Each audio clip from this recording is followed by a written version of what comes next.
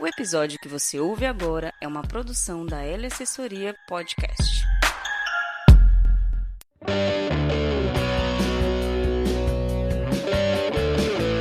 Olá pessoas, tudo bem? Aqui é Gilson Lorente, fotógrafo nerd, falando diretamente das terras frias e molhadas de Presidente Prudente no interior de São Paulo. Estamos aqui com mais um número de nosso podcast e dessa vez com um assunto que cai muito na minha caixa de e-mail: como fazer fotos com celular, com o smartphone. A gente volta daqui a pouco, depois da vinheta.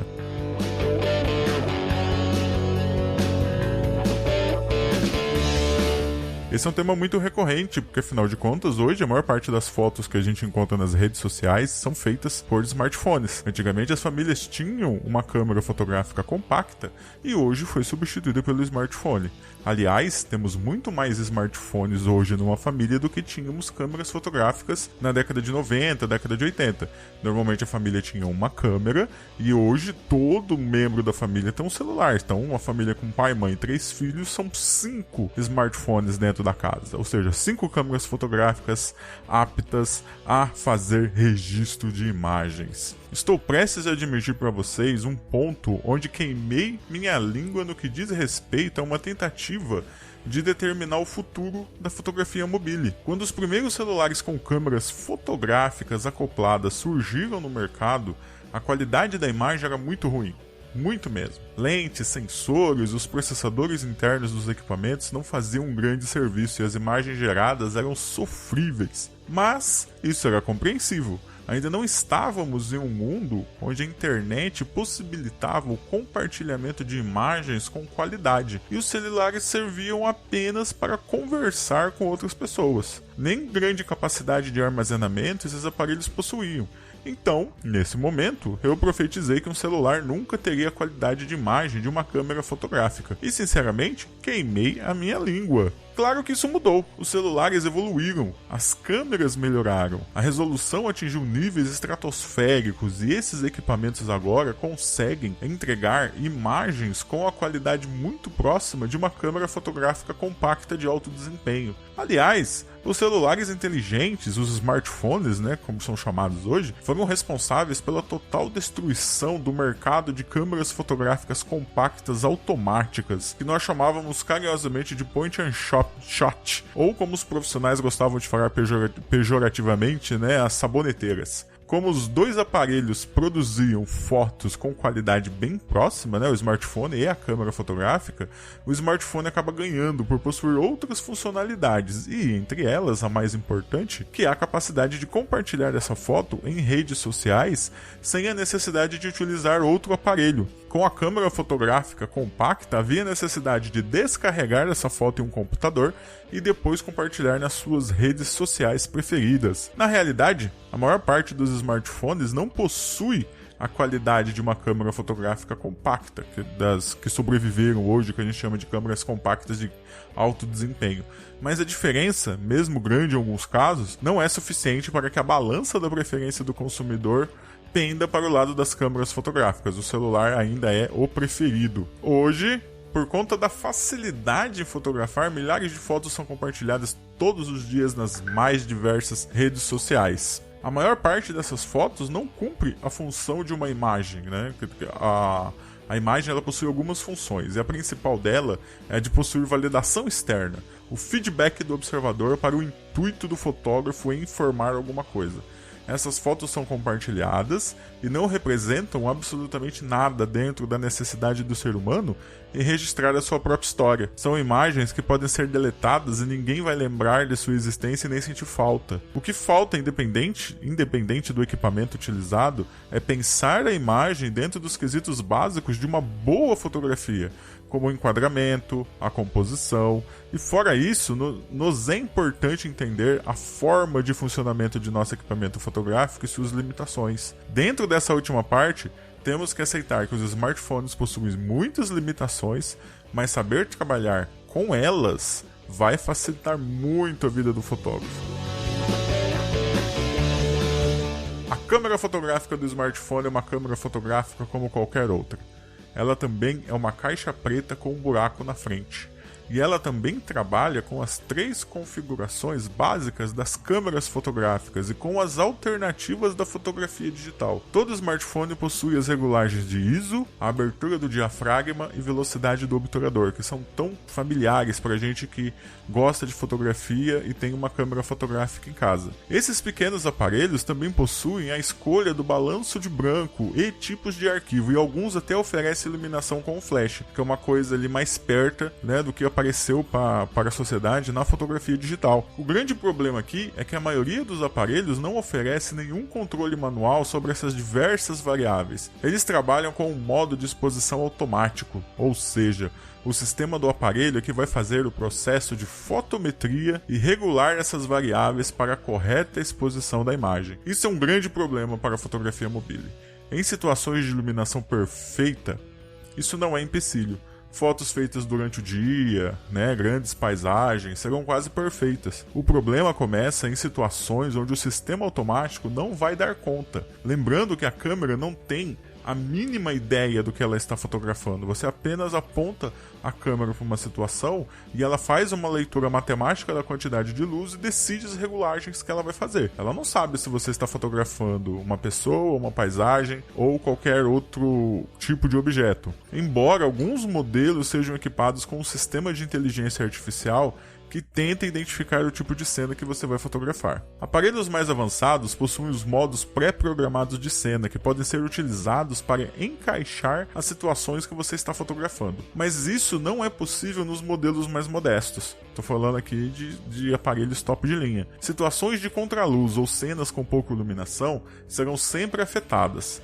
As 2 situações onde a fotometria se engana, que são situações com o objeto na frente de um fundo branco ou objeto na frente de um fundo escuro, também fogem do controle do fotógrafo. Normalmente, o smartphone possui uma abertura de diafragma fixa, mas alguns modelos também possuem uma pequena variação de 2 ou 3 f-stops. Então, o grosso do processo de fotometria é praticado com a variação da velocidade do obturador e da sensibilidade ISO. Todo o sistema automático de cena da fotografia sempre prioriza a maior velocidade do obturador. Ele eleva consideravelmente a velocidade para que a foto não saia tremida. A lógica é simples. Se você está usando um sistema automático, então você não é um fotógrafo com experiência ou que saiba o que acontece no processo fotográfico. E isso é verdade. Quase a totalidade das pessoas que utilizam o celular como única fonte de captura de fotos não tem a mínima noção de como ele funciona ou da utilidade de suas regulagens. Então, tem que ser tudo automatizado. Como a velocidade do obturador é sempre alta, a compensação de luz é feita com um ISO extremamente alto também, o que causa perda de qualidade de imagem e muito ruído. Não precisamos fazer esforço para ver esse efeito. É só passear por alguns minutos pelas redes sociais para perceber como as fotos perdem qualidade em situações de baixa iluminação. No caso de celulares top de linha, as configurações manuais são liberadas e você consegue fazer o processo de fotometria normalmente, inclusive intervindo em situações em que a câmera não conseguiria resolver de maneira automatizada. Claro que o modo automático não é uma coisa totalmente errada, porque ele consegue acertar em 70% das situações. Cabe ao fotógrafo identificar as outras situações em que o modo automático vai ter dificuldade em realizar a foto e intervir para mudar a situação ou fazer as regulagens corretas. Um subterfúgio interessante que está presente em quase todos os celulares atuais é a possibilidade de fazer um HDR. A sigla significa High Dynamic Range, ou Grande Alcance Dinâmico. É um sistema que já existe em várias câmeras fotográficas e serve para resolver problemas de exposição em fotos que possuem zonas de muita iluminação e zonas de baixa iluminação. Tudo isso na mesma imagem. Imagina uma paisagem que você vai fotografar, você tem o céu azul extremamente iluminado, aí logo abaixo tem uma camada de árvores, onde a luz é um pouco menor, e abaixo dessas árvores tem a sombra que elas fazem no chão com menos luz ainda. Então é uma foto com 3 variações grandes de luz na mesma imagem. A câmera, no caso do HDR dos celulares, vai executar 3 fotos com diferentes regulagens e depois mesclar as 3 imagens aproveitando informações das diferentes zonas de iluminação. O resultado é interessante e ajuda muito na questão de falta de qualidade das imagens em cenas com baixa iluminação. Depois de saber essas particularidades, o interessante é que o smartphone é apenas mais uma câmera fotográfica. Todas as normas que aplicamos para a fotografia tradicional também se aplicam ao smartphone. A diferença é que ele possui algumas limitações, mas todo equipamento fotográfico possui limitações. Cabe ao fotógrafo identificar essas limitações e evitar situações que possam ultrapassá-las. A principal delas é a quantidade de luz da cena. Tenha preferência por situações bem iluminadas e tudo vai dar certo. Em situações de baixa iluminação, você pode trabalhar com fontes de luz artificiais ou simplesmente optar por um aparelho que forneça o modo manual completo ou apelar para a função HDR. Legal perceber que os aparelhos top de linha atualmente, a briga deles é por entregar o aparelho que fotografe melhor em condições de baixa iluminação.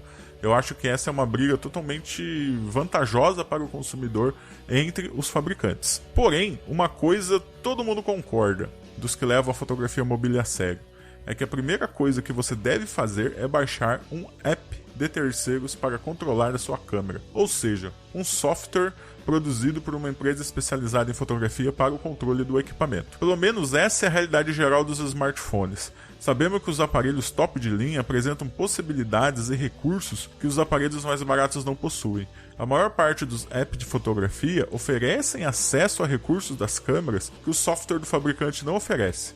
O balanço de branco é um desses recursos. Os smartphones mais modestos trabalham com o balanço de branco automático, mas alguns apps oferecem o controle manual dessa funcionalidade. Só por esse motivo, gente, já vale a pena investir em algo mais robusto para a sua fotografia. Existem vários apps que poderíamos trabalhar em nossa fotografia, mas eu vou indicar aqui para vocês um que tem custo zero para o usuário, o Lightroom Mobile. Produzido pela Adobe, é a versão para smartphones de seu famoso software de organização e edição de fotos. Ele existe uma versão gratuita e uma versão por assinatura. A vantagem da versão por assinatura é a possibilidade de fazer fotos em DNG. O DNG é o arquivo RAW proprietário da Adobe. E armazenar essas fotos numa hospedagem na nuvem, podendo acessar em qualquer lugar e liberando espaço em seu aparelho. Para utilizar o programa, você precisa criar uma conta na Adobe, que é super fácil de fazer, e permitir o acesso do programa à câmera do smartphone e à galeria de fotos. Com o Lightroom, você consegue fotografar, organizar suas fotos e editar a imagem com vários recursos. O Lightroom permite o acesso a vários recursos manuais da câmera do smartphone, deixando o processo de fotografar muito mais confortável e preciso. Existe uma grande quantidade de tutoriais no YouTube ensinando como operar o Lightroom no celular. E o Lightroom Mobile está disponível para iOS e para Android. O problema é que ele é um programa bem pesado. Ele vai consumir bastante bateria e bastante capacidade de processamento do seu telefone, podendo deixar aí tudo um pouco mais lento, dependendo de quanta memória RAM você vai ter no seu smartphone. Depois de instalar o app, você vai visualizar as fotos no LCD do seu smartphone e a primeira configuração que vai fazer é a proporção da foto. Você vai poder fotografar no formato panorâmico da câmera, ou na proporção 4:3, ou na proporção 3:2. 3:2 é a proporção daquela foto tradicional 10:15, né, retangular, ou na proporção 1:1, que é otimizada para o Instagram, então a foto vai ficar quadrada. Porém, o próprio app fornece a possibilidade de você cortar a foto depois de registrada. O interessante em já fotografar em uma proporção específica é quanto à composição. Muitas vezes, transformar uma foto retangular em uma foto quadrada elimina totalmente o impacto da composição original, e isso é uma preocupação muito grande entre os fotógrafos. Aqui valem as regras da composição e do enquadramento. Do ponto de vista do enquadramento, é importante estar de olho em tudo que faz parte do seu espaço da foto. Mesmo fotografando utilizando o LCD do aparelho, ainda temos a tendência de olhar para dentro da imagem ou apenas para o objeto principal da nossa foto, e esquecemos objetos do fundo ou os que estão na borda da imagem. Lembrando que se algum elemento da foto chama mais atenção do que o objeto que está sendo fotografado, então essa foto falhou em seu objetivo. Tenham sempre em mente a frase de Robert Capa, icônico fotógrafo de guerra do começo do século XX. Se uma imagem não está suficientemente boa, é porque você não chegou suficientemente perto. Esse conselho vale ouro na fotografia, nunca tirem ele da mente. Não tenha medo de se aproximar do objeto fotografado. O maior erro encontrado nas fotos de usuários comuns é o excesso de informações na cena, espaço inútil que está na imagem, apenas para poluir e tirar a atenção do objeto principal. A composição podemos nos ater a uma ou várias regras. O Lightroom mesmo possui a opção de colocar no LCD as linhas da regra dos terços ou as linhas da razão áurea, que são regras de composição na fotografia, na pintura, no cinema, né, também utilizado no vídeo.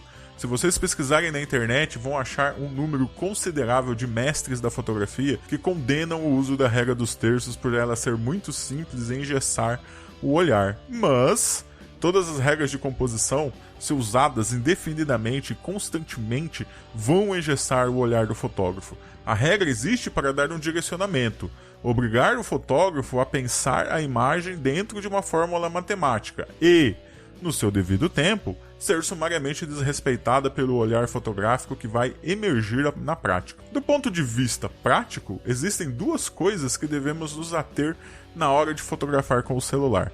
A primeira é ligada quanto à preferência das pessoas fotografarem com o celular na vertical. O próprio formato do aparelho nos leva a fotografar nessa posição por ser mais confortável. Para fotografar na horizontal, devemos utilizar as duas mãos, o que torna o processo mais desconfortável. Mas fotografar em apenas uma posição pode ser um costume que vai limitar as possibilidades de composição. Varie a posição do celular em sua fotografia. Sabemos que a tendência de retratos é executar na vertical e paisagens na horizontal. Mas subverter essas ditas regras da fotografia é o que faz a coisa mais divertida. Eu, particularmente, tenho um pouco de receio de usar o celular na vertical, por conta do formato da foto ser mais panorâmica do que retangular. Mas sempre estou me forçando a variar o posicionamento da câmera, lembrando que o indicado é que você sempre fotografe com as duas mãos, independente do posicionamento do celular. Isso vai garantir mais estabilidade ao aparelho e impedir fotos tremidas. A segunda coisa importante também tem relação com o posicionamento do celular, mas mais especificamente com o ângulo que seguramos o aparelho. Vejo as pessoas fotografando com o celular levemente inclinado para frente, o que é extremamente errado. Deixar a câmera inclinada pode causar uma distorção na imagem, aumentando a proporção da parte superior do objeto fotografado e diminuindo a proporção da parte inferior do objeto. Sempre mantenha o celular em posição reta na sua mão, para que os objetos não sejam fotografados de forma distorcida.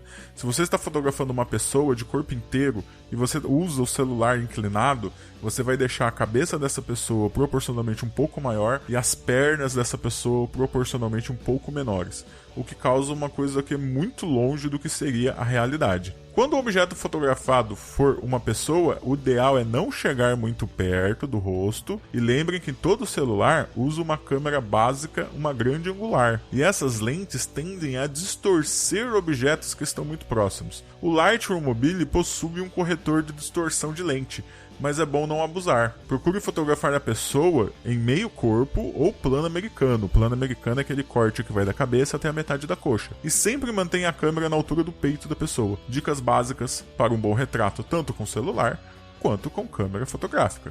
Por fim, aparelhos que possuem apenas o modo automático de disparo tendem a ter muita dificuldade na fotografia de situações com pouca iluminação.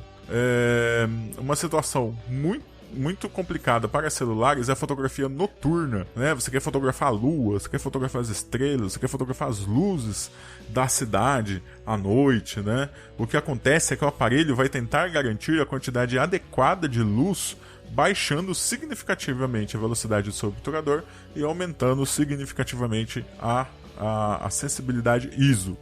Nenhuma DSLR, nenhuma câmera reflex forneceria a possibilidade de fotografia de uma cena noturna dessa magnitude sem a utilização de um tripé. Aliás, afirmo que o tripé é o melhor amigo de quem se dispõe a fotografar com celular ou qualquer tipo de câmera. Mas no celular é mais importante, pois o acionamento do disparador é com o toque na tela do aparelho ou no botão lateral, né? Então você tem que fazer força, o que pode tremer toda a câmera na hora da foto e causar um desastre nessa captura. Existem tripés muito baratos na internet com suporte para acoplar do seu smartphone. Vale a pena dar uma pesquisada e ter sempre à disposição a possibilidade de fazer uma foto fantástica. Uma pergunta que sempre me chega, né? Sempre cai, que sempre pinga para quem se propõe a falar sobre fotografia na internet ou escrever sobre fotografia na internet, que é: qual câmera eu compro? Sempre tem essa questão, né?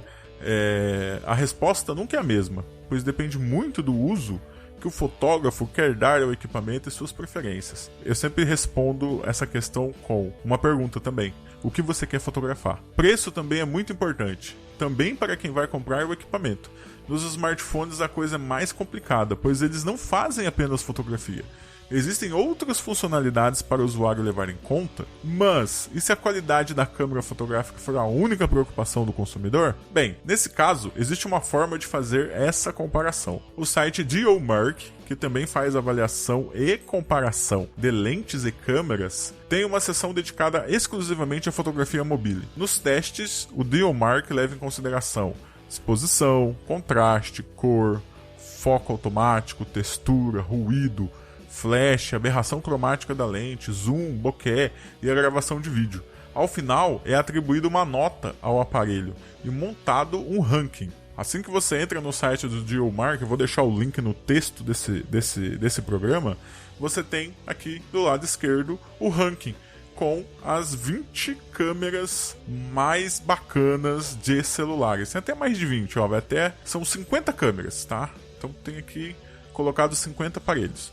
Hoje, no dia 13 de maio de 2020, a câmera mais bacana que o DxOMark já testou foi o Huawei P40 Pro.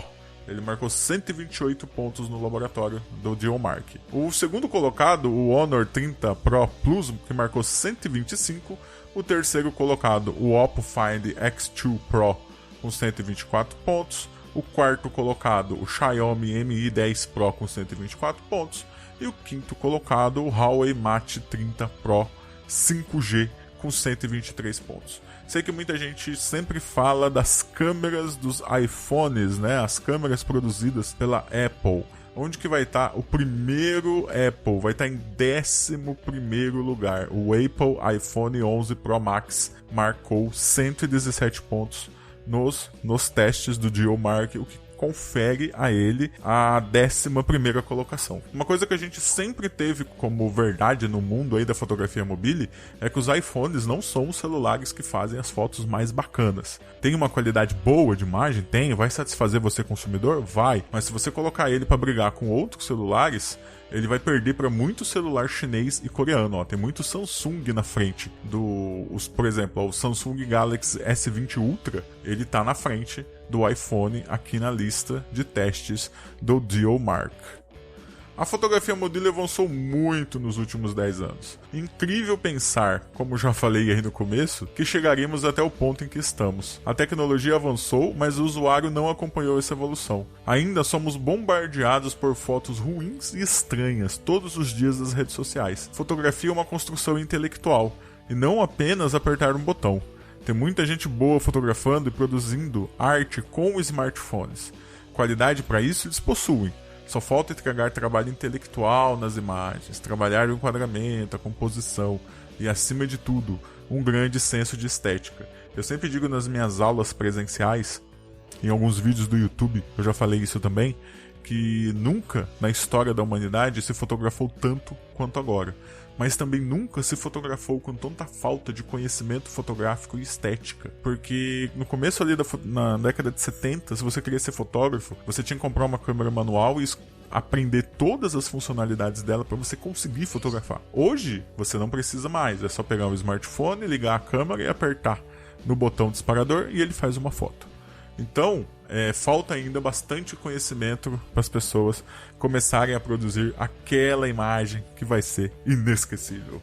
Bem, gente, esse foi o papo de hoje. Esse foi aqui um pouquinho de conhecimento que eu tenho sobre a fotografia mobile, né? Podemos até voltar a esse tema em um futuro programa, se as pessoas quiserem falar mais das funcionalidades técnicas, né? De lente, sensor, todas essas coisas. Peço aí a vocês que assinem o nosso feed. Nos encontramos nos principais agregadores de podcast. Estamos no Google Podcast, estamos no Apple Podcast. E a gente também está ali no Spotify. Procure o Câmera Escura no Spotify.